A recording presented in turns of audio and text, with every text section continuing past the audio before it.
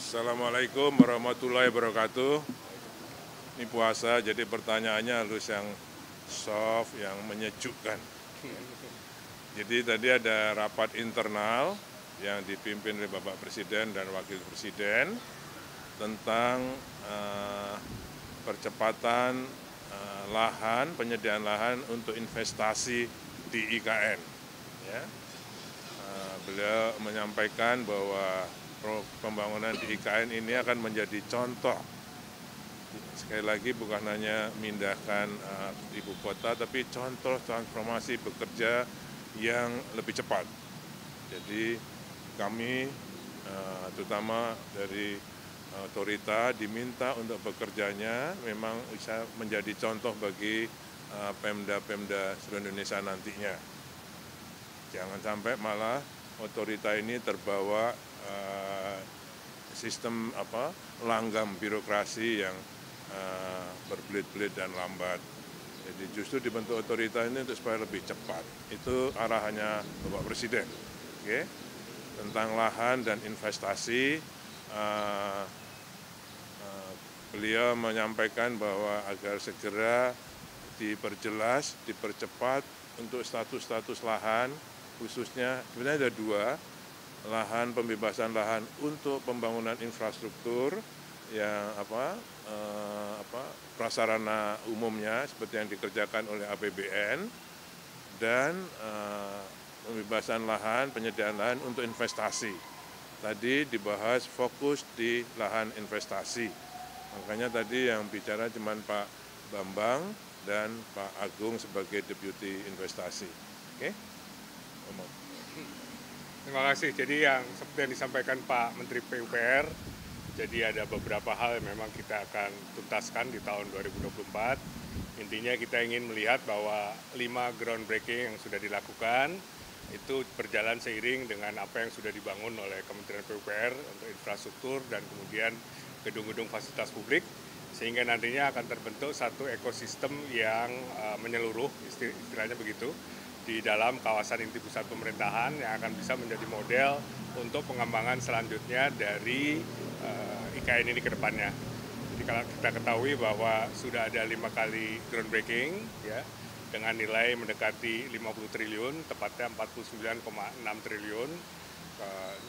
Sudah ada 32 kira-kira institusi yang sudah melaksanakan groundbreaking hingga yang kelima.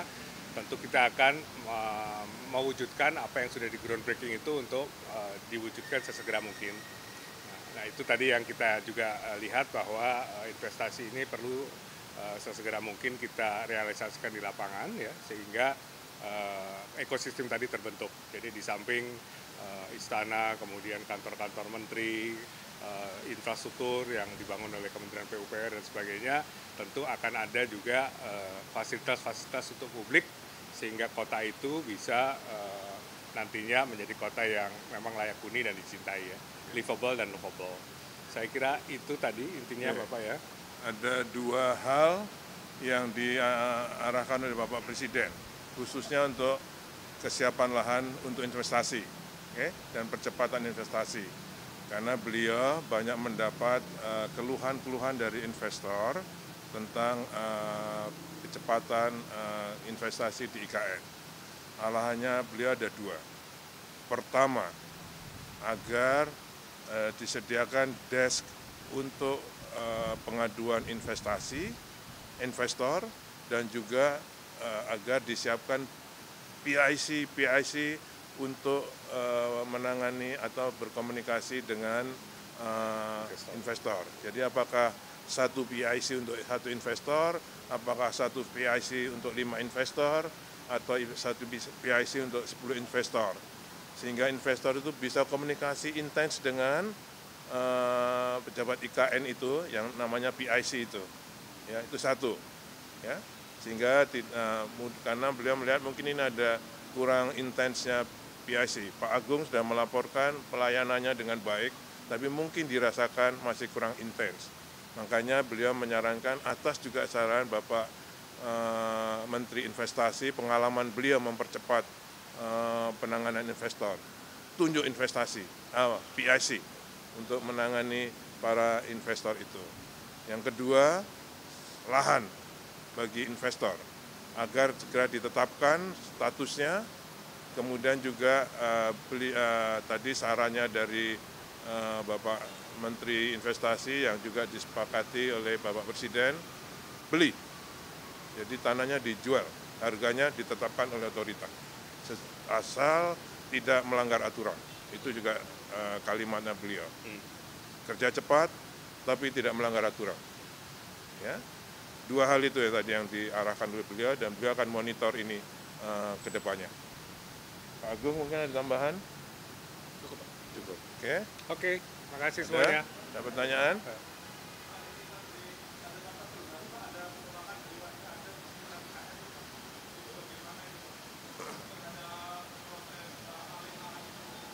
Saya kira kita prinsipnya semuanya harus lebih baik ya, penduduk yang di sana lebih baik. Jadi komunikasi intens sedang berjalan di lapangan. Iya, betul. Jadi kita ada forum-forum yang melibatkan masyarakat di sekitar situ, tokoh-tokoh masyarakat, kemudian juga para mereka investor yang baru masuk ke situ, itu juga kita juga ada forumnya.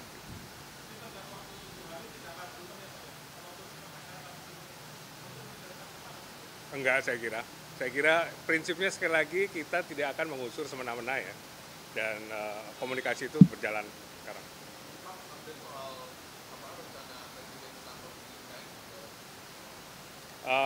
Belum ada arahan terakhir dari beliau, tapi kalau kita lihat pada waktu kita di glamping terakhir, beliau akan pindah kalau airport dan tolnya sudah beroperasi.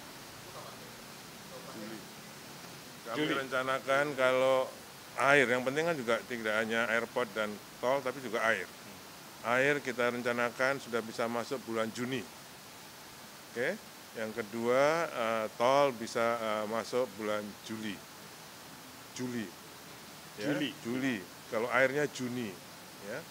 Airport sekitar Juli bisa. Nah, sehingga itu, karena kalau ada airport, ada tol, nggak ada air, nggak bisa. Jadi pertama air dan airport, dan itu akan insya Allah Juli sudah siap. Makanya nanti 17 Agustusan insya Allah bisa dilakukan di sana, dan beliau akan berkantor di sana.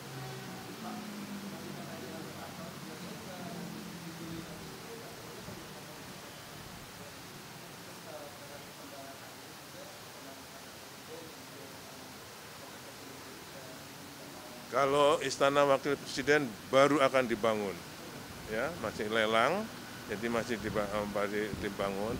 Kalau kantor Presiden, Istana Presiden, insya Allah sudah siap pada bulan Juli itu. Desainnya berubah. Oke.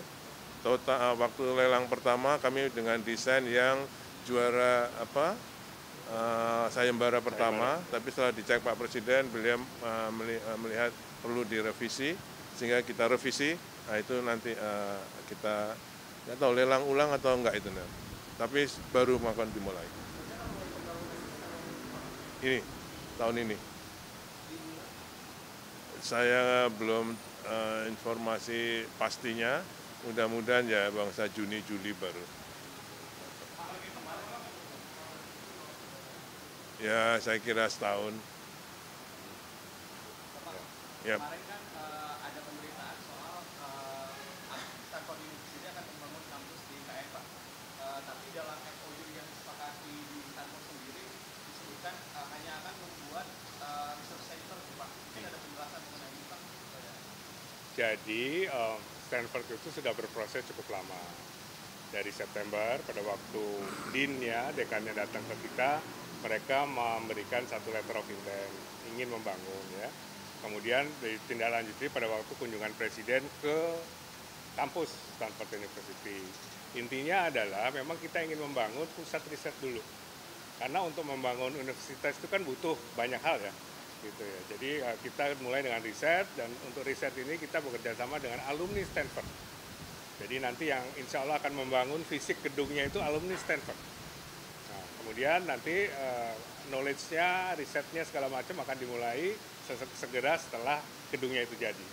Dan tidak hanya Stanford yang akan membangun, ada beberapa universitas lain yang akan membangun juga. research center. Jadi kita akan fokus kepada research center walaupun ada beberapa universitas yang memang akan membangun universitas. Nanti pada waktunya kita share. Oke, terima kasih. Mei nanti kita bisa. Assalamualaikum. Ya, terima kasih semuanya.